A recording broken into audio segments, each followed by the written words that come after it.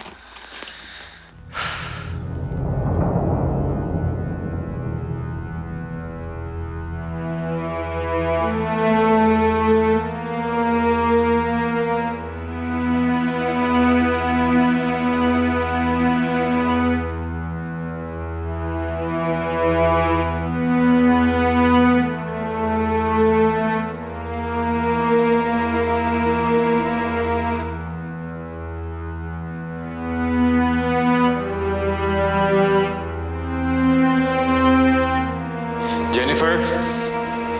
Bakit po? Pumasok ka ba dito kahapon? Hindi po, sir. Pero kahapon po si ma'am nag-lock dito. Sige, salamat. Po.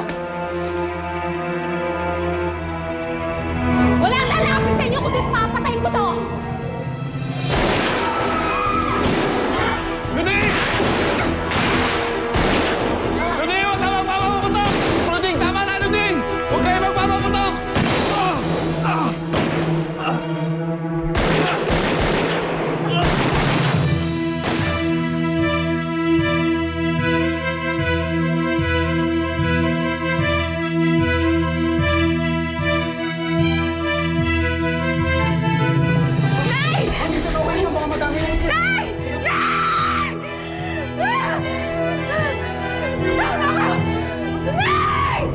Mahigit isang oras na mula na makatakas sa presinto sina Lubitina Santo Domingo kasama ang asawa nitong si Rodolfo.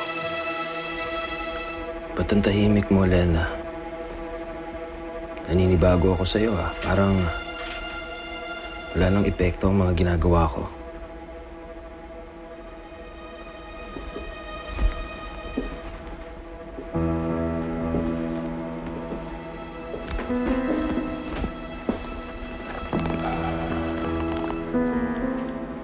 Paano kung sabihin ko sa'yo na nakatakas yung mag-asawa? Si Luding, si Dolpo.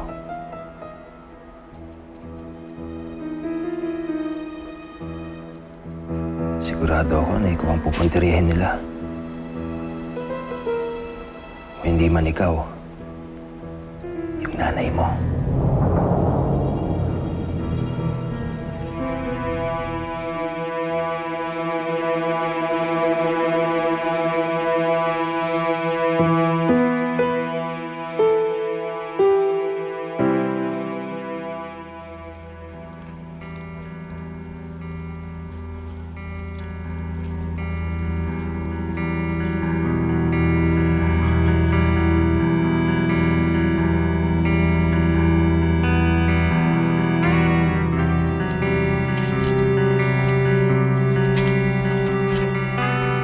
Dolpo?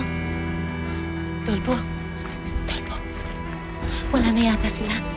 Dolpo? Dolpo? Dolpo, wala na sila. Pwede na tayong umalis. Dolpo? Dolpo? Wala na sila. Dolpo?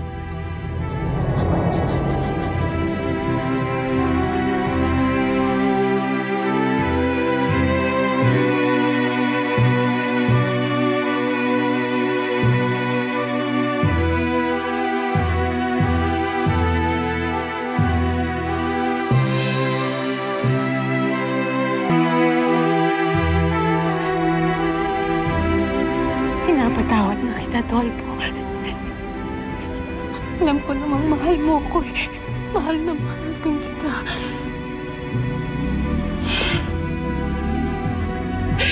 Ano bang nangyari sa atin? Nasa probinsya tayo, tahimik ang buhay. Tapos ngayon nandito ako, pugante. Naman mo ako iniwanan doon. Mag-isa na ako ngayon. Geralda, ikutin mo sa kabila. Victor, doon ka. Babalikan kita, Dolpo. Pangako, babalikan kita.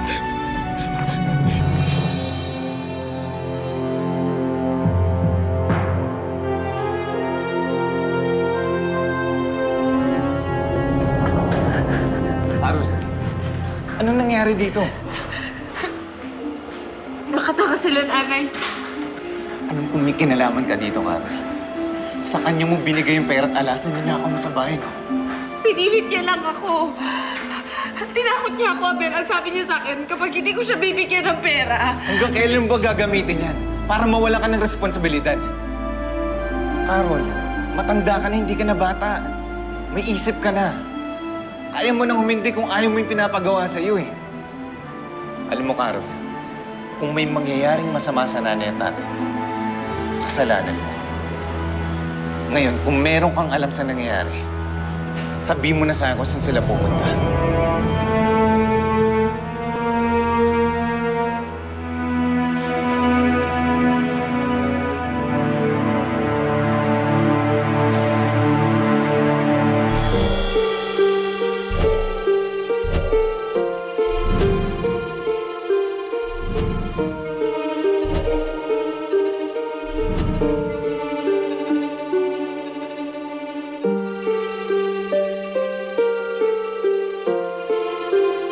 Alam mo, Carol, kung may mangyayaring masama sa nanay at tatay, kasalanan mo.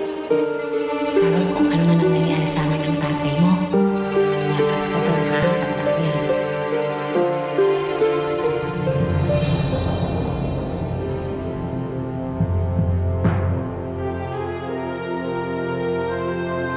Nandito siya!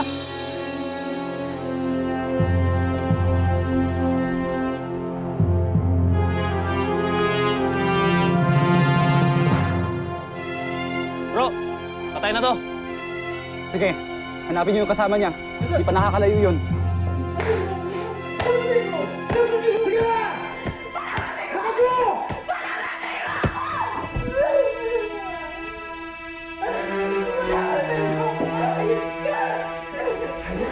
Di pa rin ba tapos yan? Kanina pa yan, ah.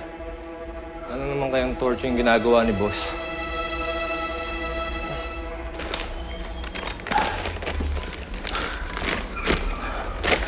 Roxy, ligpitin mo yung dugo dun sa loob.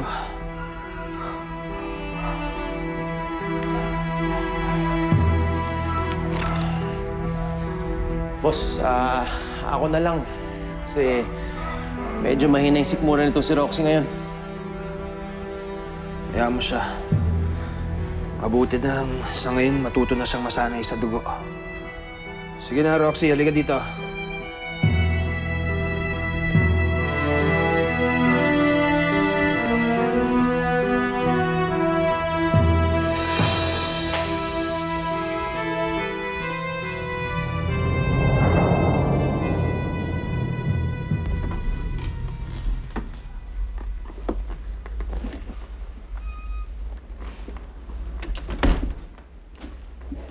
Lena? Lena, si Roxy to. Lilinisin ko lang yung sugat mo, ha?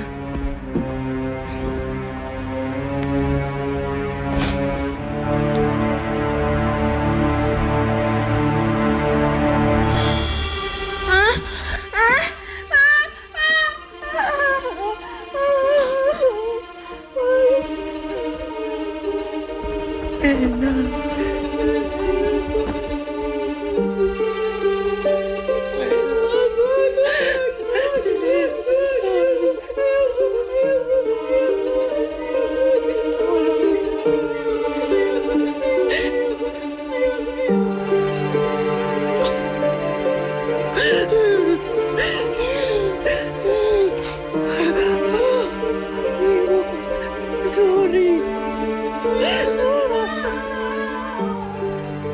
Bakit ganun, Kuya Abel?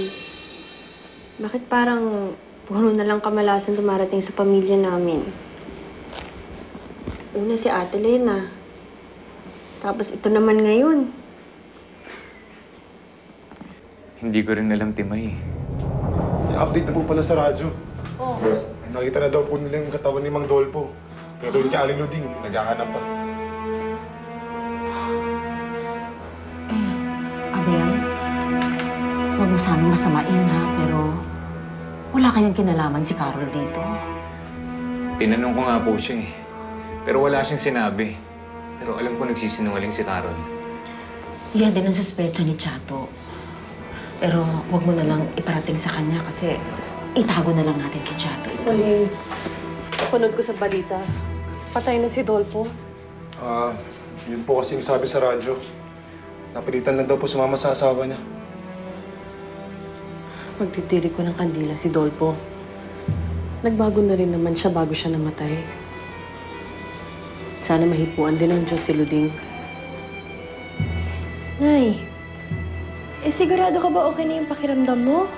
Okay lang ako, anak. Huwag ka mag-alala. Wala na atang masasama pa sa balitang nawawala ang anak mo at kinuha ng napakasamang tao. Kahit siguro ano pang balita, makakaya ko na.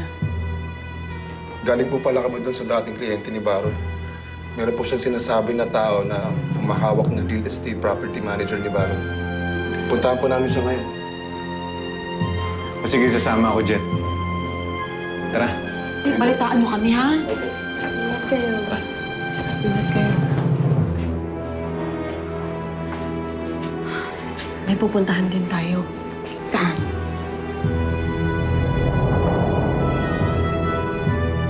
Ma'am, may naghahanap po sa inyo.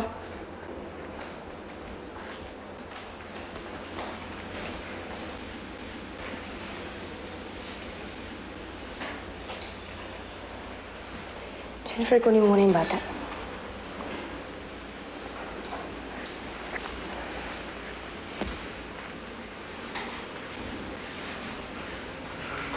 Anong ginagawa niyo dito? Carol, makikiramay lang sana kami sa pagkamatay ng tatay mo. Sinabi mo? Hindi patay ang tatay. Hindi!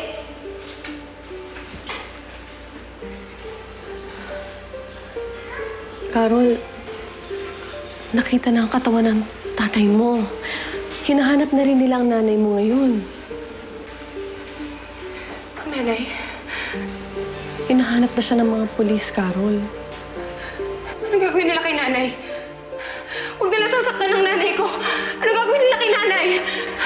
Carol, wala namang may gusto na mamatay ang nanay at tatay mo eh. Kahit kami na ginawan nila ng mali. Hindi naman namin gusto yun. Alam mo ba kung saan ang nanay mo? Kailangan makipagtulungan ka na sa mga pulis. Alam kong mahal mo ang nanay mo at gusto mo pa siyang makita. At yun lang ang paraan para mailigtas mo siya, Carol. Alam mo ba kung asan siya?